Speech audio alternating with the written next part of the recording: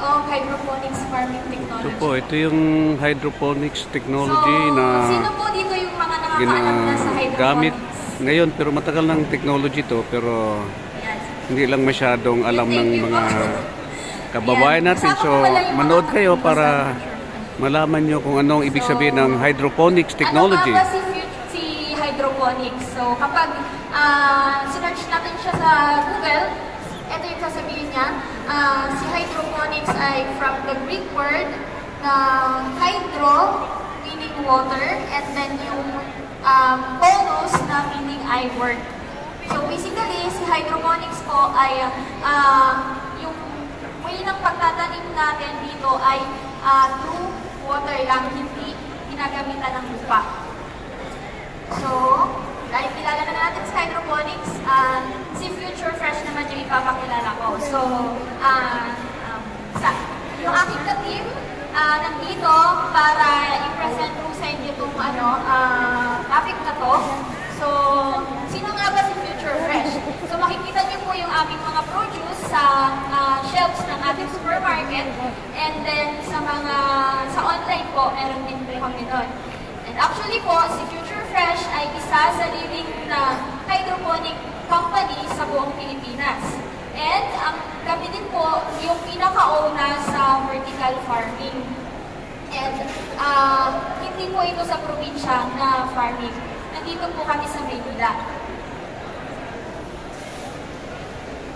So, ano po yung nag-motivate sa Future Fresh founders na gamitin yung hydroponic system para mag-produce ng gulay at mga prutas? So, number one, yung water scarcity. Bakit water scarcity? Alam naman natin ngayon na yung mga potable water o yung kayang mainom ay konti na lang. Alam natin na 75% ng mundo ay composed of water, pero hindi po siya naiinom at hindi po siya pwede sa halaman dahil detrimental po ito sa paglaki ng ating mga halaman. And why water scarcity? Agriculture kasi is 70% nito is ng tubig ng ating mundo ay napupunta lang sa agrikultura. So, ibig sabihin, yung mga ibang lugar hindi na na-distributan ng water kasi puro na lang sa pagsasaka. And then, sunod naman yung limited arable land. Sa paglaki ng populasyon po natin, hindi lang sa Pilipinas, kundi sa buong mundo, nababawasan po yung agricultural land na ginagamit natin para magsaka. And then, another po, yung unfavorable weather. So, yung pabago-bagong panahon na nangyayari po sa ating mundo dahil sa climate change ay naging motivation ng founders para ito yung gamitin na sistema sa pagsasaka. And then, next po yung food safety. So, bakit food safety? Si hydroponics po kasi ay hindi po namin ginagamitan ng pesticide or anumang harmful na chemicals yung aming mga halaman. And then, yung demand for local po, connected po siya sa unfavorable land and then sa limited arable land na since yung marami na tayong consumers na nasa urban area, pwede tayong gumamit ng hydroponics para dalhin sa urban area yung ating system at malapit na po ito i-distribute sa mga consumers. And then lastly, yung food security. Dahil yung crops natin ay pwede nang itanim year-round, hindi tayo mangangamba na magugutom tayo. Kasi si hydroponics kaya niya pong magbigay ng produkto all year round.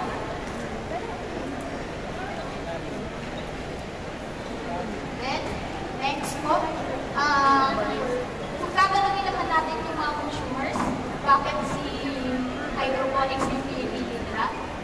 So, si Future Fresh po, I am proud na marami yung mga mga kumukuha ng aming mga produce kasi sinisigurado po namin na di kalidad po yung aming mga produkto.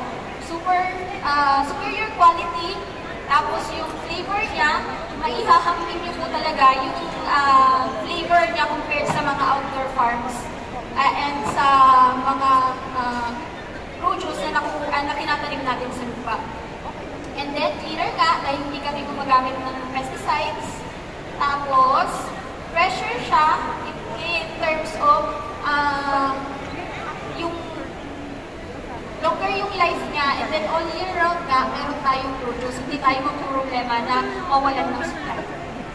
And then, high nutrient content. Bakit? Pwede po tayong modify ng nutrient para mas, kunyari si calcium. Gusto natin mas mataas si calcium kasi yung vegetables natin na greens, sila yung pinakamataas sa calcium. So, pwede natin i-modify yung nutrient na binibigay natin para mataas yung nutrient na gusto natin. So, next naman, sa farmer's view naman, tatanungin niyo po yung mga kasamahan ko na mga magsasaka, na mga modern magsasaka, gusto po nila itong farming na ito. Kasi, number one, eco-friendly siya. Kasi nga, ginagamitan natin siya ng less water. And then, yung land use, dahil vertical farming kami, pwedeng pagpatong-patungin yung mga halaman, katulad ng nakikita nyo sa ating setup. Tapos, no chemical residue, isa din po yan sa ng eco-friendly na farming kasi wala tayong runoff na pwedeng mapunta sa mga mga anyong tubig, sa mga ilog, sa mga dagat. And then, dahil yung hydroponics ay yung favorable environment ay binibigay natin, very fast po yung plant development and growth niya. So, ang gagawin na lang ng halaman ay magpaganda at magpalaki. Kasi stress-free yung mga halaman dito. So, yun po yung pros para sa mga farmers natin na nagtatrabaho sa hydroponics. In terms of sustainable naman po, sa sustainability kasi, hindi lang yung food security yung tinitingnan natin dito. So, dapat positive impact din siya sa lupa, sa tubig, sa energy, at syempre yung availability ng food. So, yun nga naman dito kanina na yung sa land use, mas space saving. Sa water naman, halos 95% ay less sa hydroponics. And then sa energy naman, although sa system namin hindi pa nagagawa, pero pwede po natin gamitin yung solar system para maging source ng power natin. And then, since yun nga, nakaka-produce tayo all year round, sure na may pagkain po ang bawat isa sa atin. Yan. So, next po, ano kaya ang mga nag-grow hydroponically? So, number one, sa leafy greens, ayan po sa lettuce, yung misuna, kale. Ito ay mga temperate na mga mga halaman. So, pwede natin siyang dalhin sa mga mainit na lugar, pero dapat mayroong controlled environment. And then, pwede din yung mga herbs. Lahat po ito na-try na namin sa aming farm, and yung iba niyan, may tanim po kami yan, yung basil, cilantro, and parsley. So, available po yan sa aming market.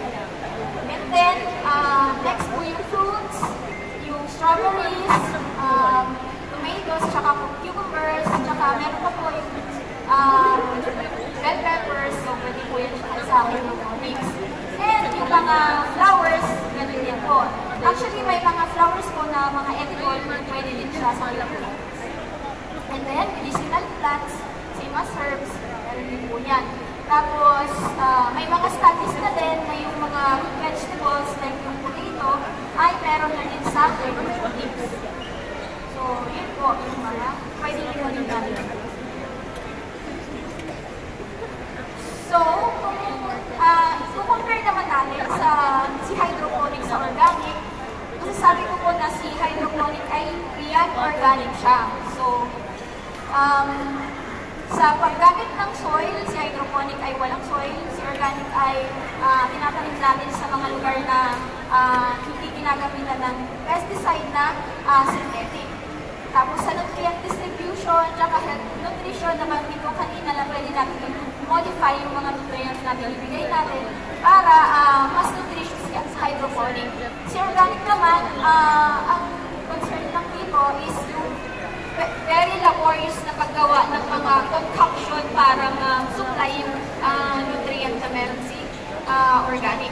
And then, sa pesticides and spray naman, zero talaga si hydroponic. So wala po tayong ini-spray na kahit isa sa ating mga leaves. Whereas naman si organic ay meron siya, pero plant-based lang nga siya. Pero yun po, sobrang laborious po ang organic farming. And then, sa environmental impact naman, parehas sila positive kasi parehas ina-address yung positivity ng environment. And then, sa taste, parehas lang din sila. Yan po, yung pagkakaiba ng organic and hydroponic. So, depende na lang po sa consumer kung ano yung mas best sa kanila.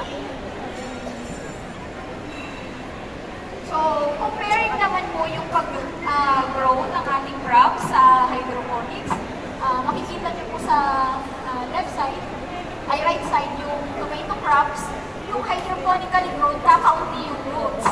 Kasi, since yung water, readily available naman yung nutrient, hindi na siya maghahanap, hindi na siya mag-spread out para maghanap ka ng mga nutrient. And mag-maintain na lang yung paglaki ng halaman dun sa upper part niya. So, mas marami muna and mas malaking halaman. Whereas sa naman po, sa soil growth, ayun, yung roots natin, tsaka yung stress natin sa environment, nakakadagdag siya para makaunti yung produce na makuha ng farmer.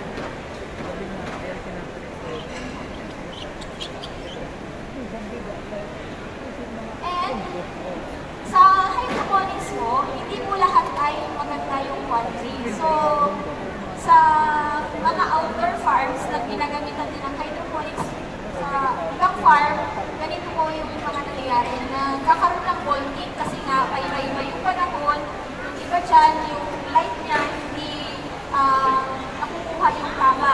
So, ang tendency, nagkakaroon ng bulking or mahahaba yung stems ng halaman.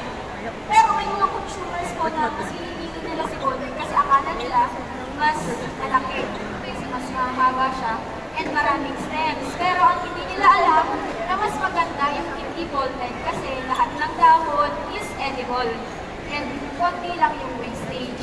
So sa Future Fresh po, yung sa left side, yun po yung sa amin. Zero bolting. So, marami pong types ng hydroponic system. Pwede pong indoor or outdoor system. So, kami po ay nasa indoor. So, ipapakilala ko lang yung mga types nito. So, number one, wala to sa picture, pero similar lang dito sa letter B. Yung crafting method, very manual po yung ginagawa dito. Parang ano lang, lalagay mo lang ng tubig yung container, and then, maglalagay ka ng nutrient, tapos wala ka nang lalagay na parang kuryente, hindi mo na kailangan yun. Pero sa deep water culture, may aerator po tayo para nagbibigay ng oxygen dun sa mga roots natin. So, hindi lang po tao yung kailangan ng oxygen para lumaki. Pati yung mga halaman din. So, next po, yung drip system naman, ito kalimitan, ito makikita sa mga fruiting.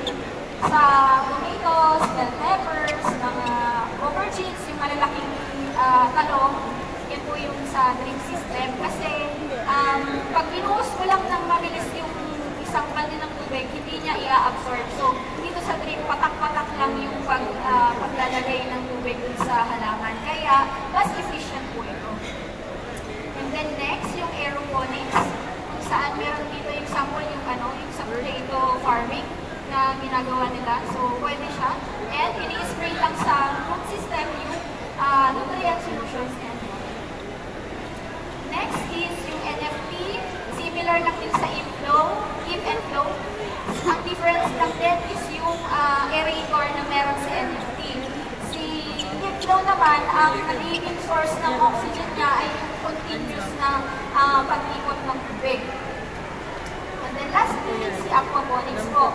So, sa aquaponics naman, hindi lang si halaman ang pinaproduce ng mga aquaponics farming. So, meron din tilapia, mga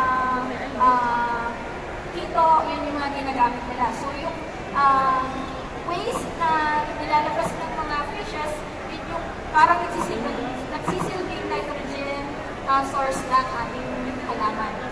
So, para siyang maligid na micro-ecosystem na may symbiotic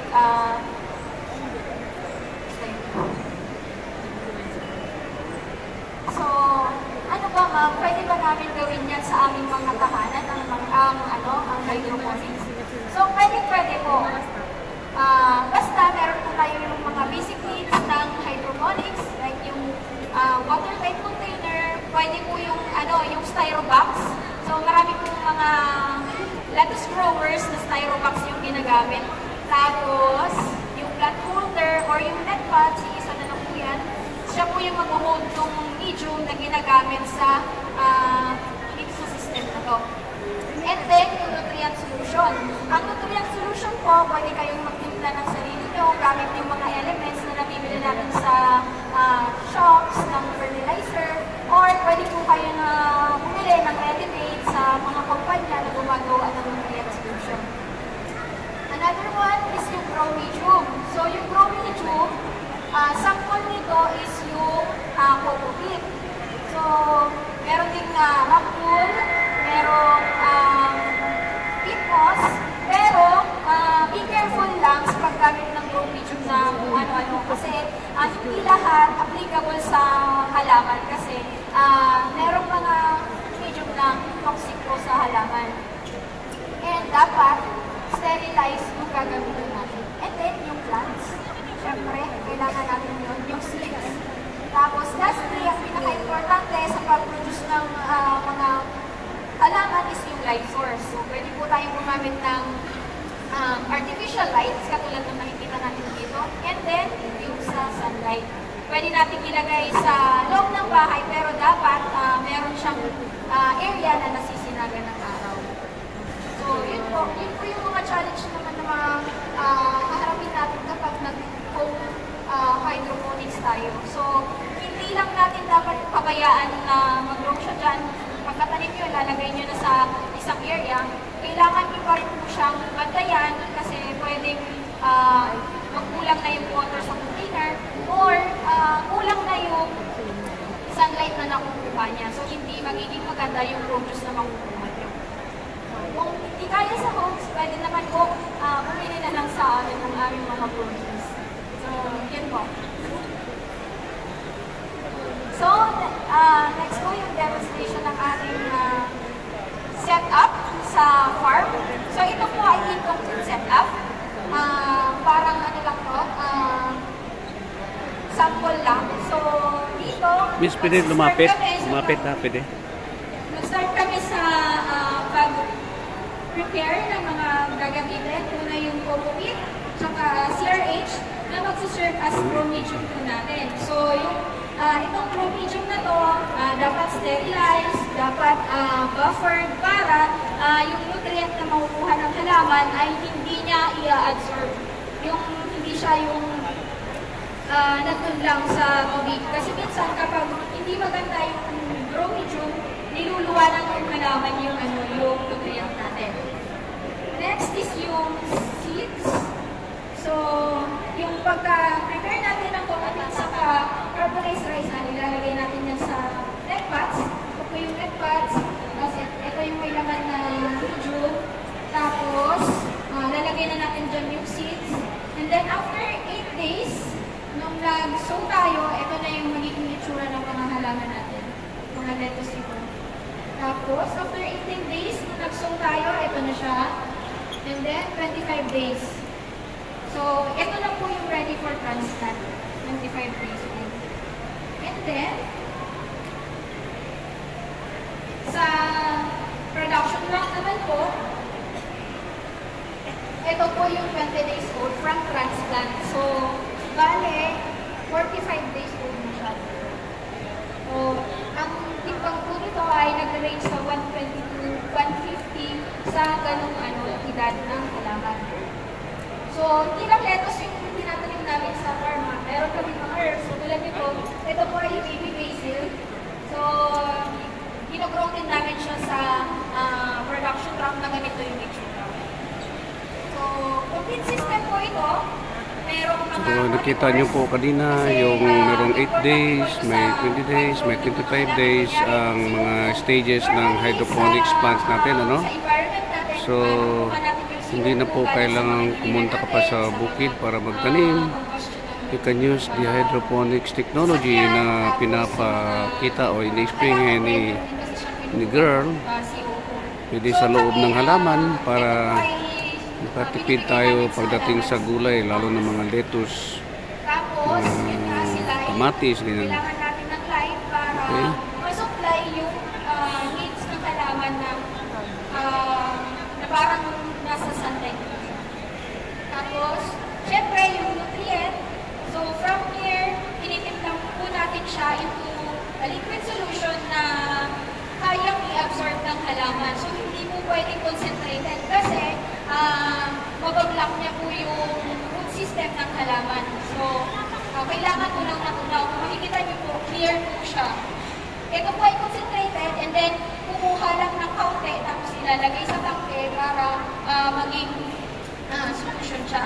So, bakit may A and B? Kasi may mga chemical, may mga nutrient na hindi pwedeng pagsamahin. Kasi pag pinagsama mo siya, magkakaroon ng buo. So, isa din yun sa magiging cause kung bakit nag-block yung roots and hindi na ma-absorb yung halaman yung nutrient. And then, isa pa dito yung aming ECN pH meters. Ginagamit namin to para i-monitor yung water system namin. Very important po ito kasi yung pH, ito yung nagdidikta sa halaman kung ano yung kaya niyang i-absorb. Kasi kapag mataas yung pH, may mga nutrient na hindi niya i-absorb. Tapos pag mababa naman, magiging toxic yung ibang mga nutrient. So, yung easy naman, ito naman yung nag-dictate ng concentration ng nutrient sa ating system. So, kapag sobrang taas, hindi pwede kasi kung pag maasin, maalat, hindi siya i-absorb ng mga crops natin. So, yan po yung mga devices na ginagamit ko.